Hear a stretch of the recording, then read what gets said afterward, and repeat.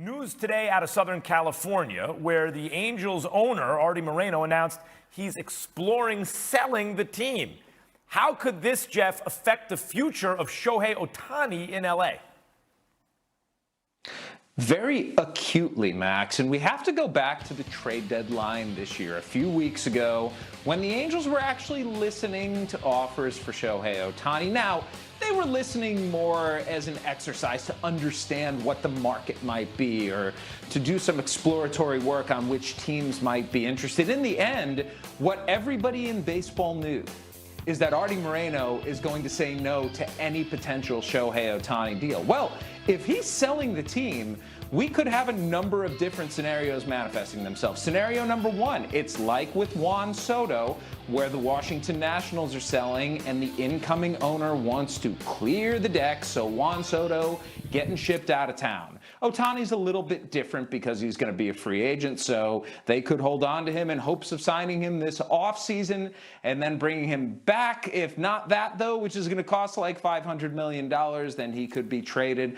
There's going to be finality to Ohtani. That's really what I think the end is here. It was also a trick question. I said affect his future in LA. He don't play in LA now. I'm sorry. Like, this is Anaheim. It's not Los Angeles. Affect his future in LA would be if the Dodgers got him. Then he'd play in Los Angeles, and even more people would care, actually. That is the great Jeff Passan. Angels owner Artie Moreno is exploring the possibility of selling the team after 2 decades of ownership. It was announced today. Moreno, who called the decision difficult, became the first Mexican-American to become majority owner of a major league team when he purchased the Angels from the Walt Disney Company for about $184 million back in 2003. So here's what any potential owners are inheriting roster-wise. The Angels ranked 10th in team payroll this season, and much of that can be attributed to 2 players, Mike Trout and Anthony Rendon. Trout's making over $37 million this year, and injured Rendon is making $36.6 million. Then, of course, there's Shohei Ohtani. He's making just over $5 million, but let's go. I mean, he's expected to get the largest contract in the history of all free agency of all 4 major sports of all time ever. I just made that up, but probably when he's ready. So, will Anaheim have a new guardian angel? Jeff Passan knows what's up, and that's what happens when you come on this show. Jeff, what does this news mean for the future of the Halos organization?